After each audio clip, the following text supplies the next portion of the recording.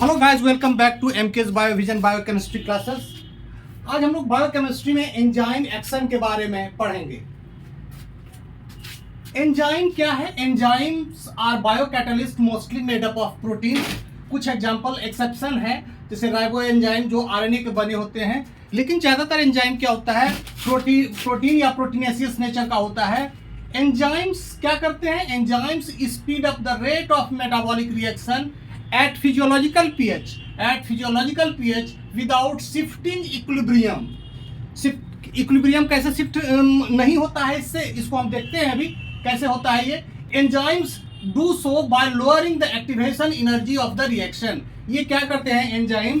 ये जो activation energy होता है इसको ये कम कर देते हैं। तो एक्टिवेशन एनर्जी कैसे कम किया जाता है, इसको हम इस ग्राफ से समझते हैं।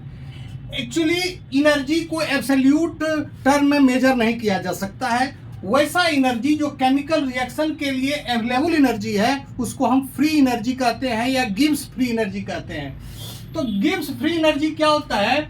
Gibbs free energy is the available energy of a substance that can be used in a chemical reaction.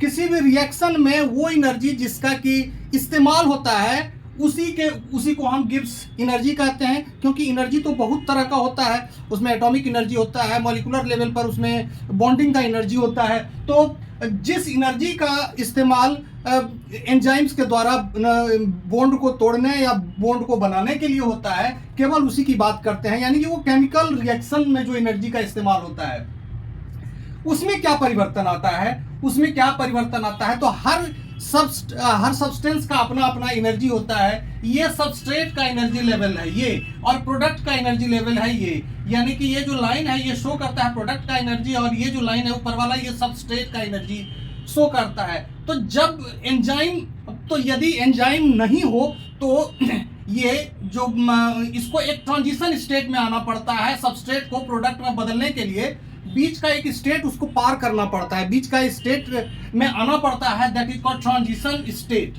तो ये नॉन कैटालाइज्ड रिएक्शन के लिए है ट्रांजिशन स्टेट, और ये एक एनर्जी बैरियर है, ये एक बहुत बड़ा एनर्जी बैरियर है, और इसी को कम करता है एंजाइम। कैटालाइज्ड रिएक्शन में देखिए इस एनर्जी बैरियर को कम कर दिया है। यानी कि एक्टिवेशन एनर्जी जो यहाँ था, ये एनर्जी जो था एक्टिवेशन एनर्जी, उसको एंजाइम के उपस्थिति में ये एक्टिवेशन एनर्जी यहाँ हो गया, और इस तरह से जो सबस्ट्रेट था वो प्रोडक्ट में कन्वर्ट हो गया।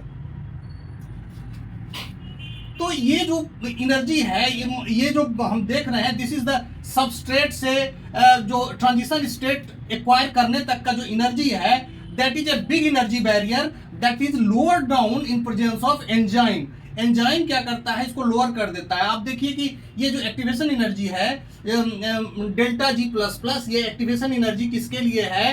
अनकैटालाइज्ड रिएक्शन के लिए है। अनकैटालाइज्ड रिएक्शन के लिए है, ये काफी बड़ा है। ये जो एक्टिवेशन एनर्जी अनकैटालाइज्ड रिएक्शन का है, ये विदाउट एंजाइम ये बड़ा है in comparison to the catalysed reaction. Catalysed reaction का जो फ्री एनर्जी चेंज है वो कम है। तो इस तरह से हम देखते हैं। अब ये देखते हैं कि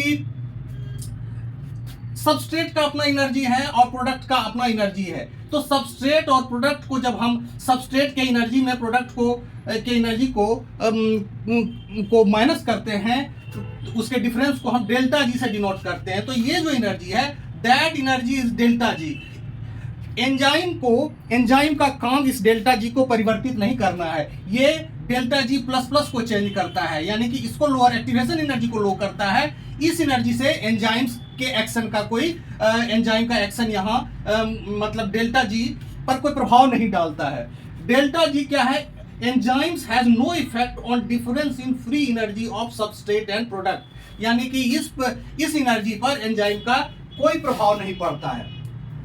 तो डेल्टा जी यदि निगेटिव रहे, इसका मतलब है कि निगेटिव रहने का मतलब है कि अब डेल्टा जी को हम देखते हैं। डेल्टा जी निगेटिव यदि रहता है, निगेटिव का मतलब है कि यदि सबस्ट्रेट में जो एनर्जी कंटेंट है वो प्रोडक्ट की अपेक्षा ज्यादा है, तब तो ये आसानी से कन्वर्ट हो जाएगा। और इस तरह का रिएक्शन थर्मोडायनेमिकली फेवरेबल रिएक्शन है, जिसमें सबस्ट्रेट का एनर्जी प्रोडक्ट के एनर्जी से ज्यादा है।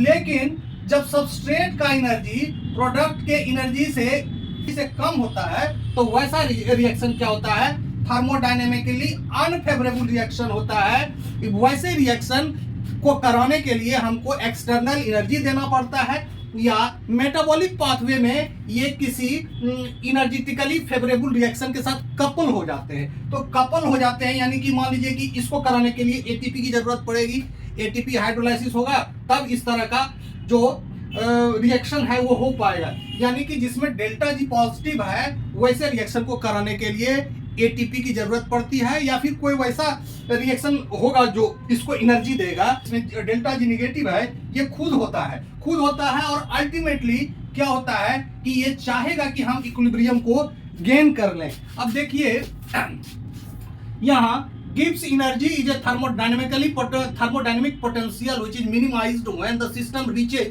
at the chemical equilibrium। एक A कन्वर्ट हो रहा है B में, तो मान लीजिए कि 5 मोल पर सेकेंड ये रेट ऑफ रिएक्शन है, फॉरवर्ड रिएक्शन का है। अब बैकवर्ड रिएक्शन का रेट है 1 मोल पर सेकेंड। तो क्या होगा कि B का कंसंट्रेशन और A के कंसंट्रेशन को हम देखें तो ये 5 है और 1 है, और किसी भी रिएक्शन मिक्सचर में हमेशा जो है A और B का जो रेशियो होगा 1:5 बना रहेगा।